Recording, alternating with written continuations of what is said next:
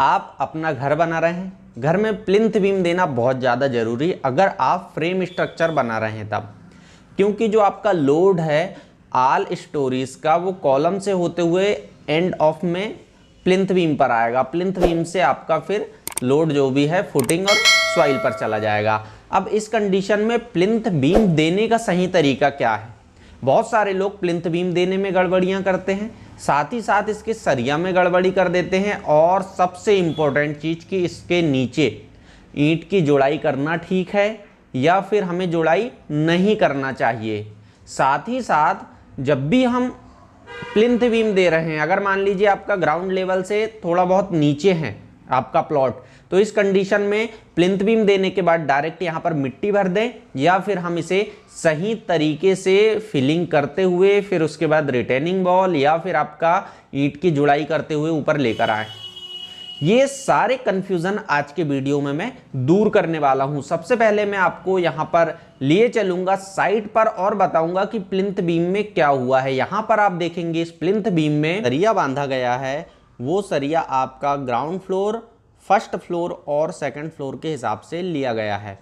अगर आप यहाँ पर मान लीजिए आपको सिर्फ ग्राउंड फ्लोर बनाना है, इस कंडीशन में आपके जो सरिया है वो कम आएंगे। जैसे कि आप यहाँ पर 12 mm के सरिया यूज़ कर रहे हैं आपके टॉप में एंड बॉटम में, और यहाँ पर आपके जो extra top and extra bottom है वो आपके स्टोरीज के हिसाब से और मेन यानी कि आपका ऊपर का और नीचे का जो सरिया है वो बदल जाएगा। साथ ही साथ आपका जो साइज़ है वो भी बदल जाता है, आपका डिपेंड करता है कि कितनी स्टोरीज पर आप लेकर जा रहे हैं।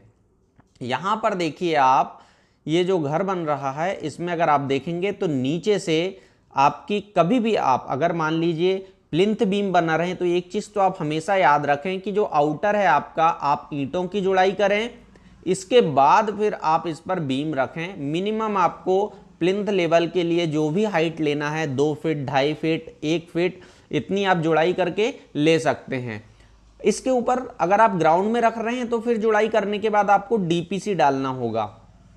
यहाँ पर एक चीज़ और मैं आपको बता दूं कि जैसे आप यहाँ पर साइज लेते हैं, कभी भी मान लीजिए आपका 9 इंच आपकी ये विड्थ हो गई और जो डेप्थ कह सकते हैं आपकी अलग अलग होती है। 9 इंच की आ सकती है, 9x12 की बीम हो सकती है, 9x15 की।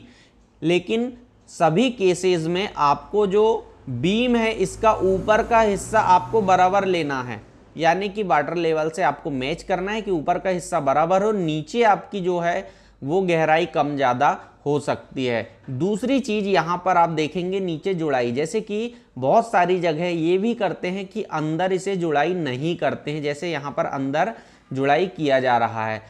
अब एक चीज़ ध्यान रखें आप कि अगर मान लीजिए आप अंदर जुड़ाई नहीं भी करते हैं तब भी इसमें दिक्कत की कोई बात नहीं है। क्यों? क्योंकि यहाँ पर आपका ये जो मिट्टी है वो आ जाएगी और मिट्टी भरने के बाद आपकी जो ईंट है वो उसे आप डायरेक्ट 2-3 फीट हाइट पर भी ले सकते हैं, तो आपकी यहाँ पर कुछ ईंटें जो है वो कम लगती है अगर कॉस्ट वाइज बात करें तो। अदरवाइज आप कोशिश करें कि ये जुड़ाई अगर हो जाए तो ज़्यादा अच्छा है। लेकिन अगर आप इंजीनियर से कंसल्ट कर रहे हैं, वहाँ की मिट्टी की कंडीशन देख लेते हैं, तब आप इसे अवॉइड भी कर सकते हैं। मैंने फिर से कहा ये स्ट्रक्चर डिज़ाइन पर और इंजीनियर के कंसल्टेशन पर ही डिपेंड करेगा। दूसरी चीज़, अब यहाँ पर आप डायरेक्ट जैसे कि मान लीजिए आप मिट्टी भर सकते हैं कि नहीं, बहुत सारी आपको ऊपर हाइट दिख रही है, तब इस कंडीशन में आप डायरेक्ट फिलिंग कर सकते हैं अगर आपकी रिटेनिंग वॉल वगैरह आती है। और रिटेनिंग वॉल के बाद आप जो आपका ऊपर का लेवल रहेगा इसमें आप बीम रख सकते हैं, लेकिन आपको वहाँ पर सॉइल जो है वो कॉम्पैक्ट करना होगा बहुत अच्छे तरीके से। अगर आपने सॉइल जो है वो कॉम्पैक्ट नहीं किए हैं तब भी आपको दिक्कतों का सामना करना पड़ सकता है। आई होप आपको वीडियो में कुछ जानकारी मिली हो। वीडियो अच्छा लगा हो तो लाइक, शेयर और सब्सक्राइब करना ना भूलिएगा। थैंक यू, शुक्रिया।